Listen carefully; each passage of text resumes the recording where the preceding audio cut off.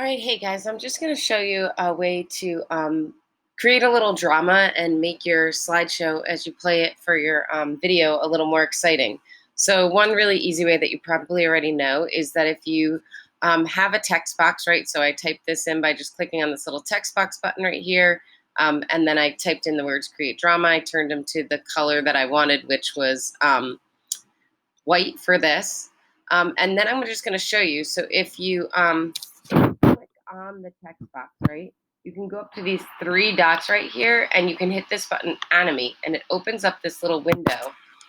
So here is the animation that I want. So for slide transition, I have none. It's my first slide. I'm not worried about as I switch from slide to slide, but this object, which is the words, I want to make it have where it fades in. So if you see this drop down, you can actually make it do like tons of different things. But I'm going to do a fade in, and I'm going to have it do when I click it, and I want to do it really slow, like as slow as it can. So this will be about 5 seconds. So because I'm going to be talking a lot as it fades in, I want it to be a little bit slow. So I can check that by just hitting play and watching when I click a button, it fade in super slowly. So that sort of creates drama.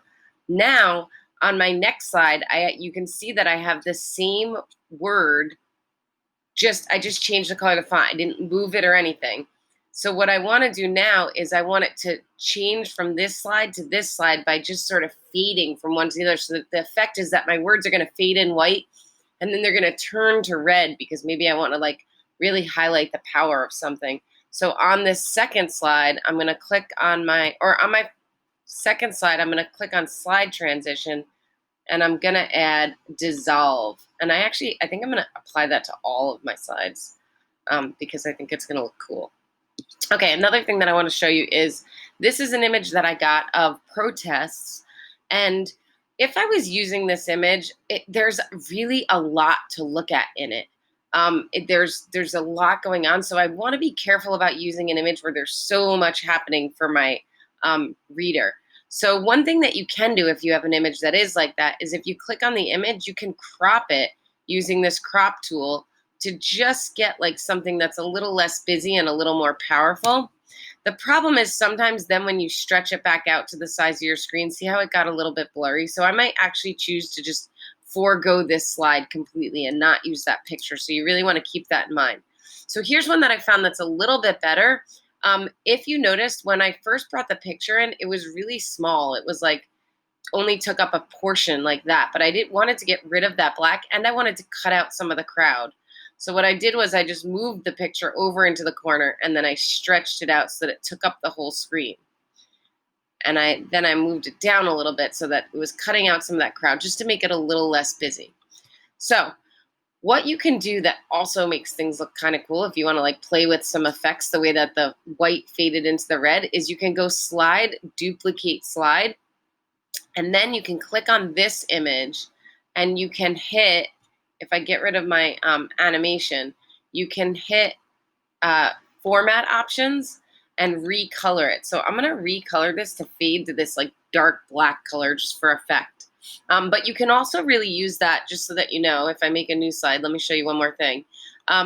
Say I have a black background, right, on my slides, and I want to bring in an image. So I go to insert image and I'm going to find an image on the web, right? So I go to search the web. And let's say I want to look up, I got that image by typing in police brutality. So let's say I want to use this image right here.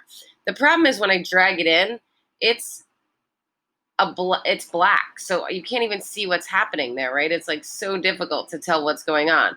So I want to use that same tool that I used last time, format options, and I'm going to go to recolor.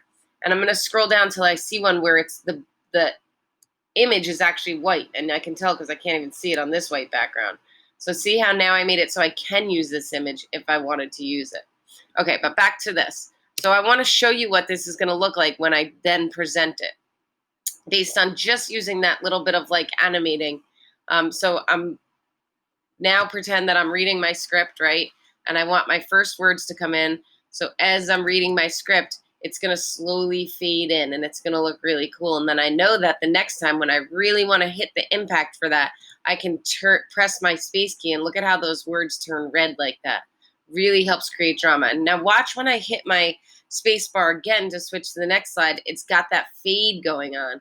So see how that looks really nice? And then when I want to really hit the impact with my image, I'm going to press the button again, and the whole thing's going to fade to this like dark black and white image.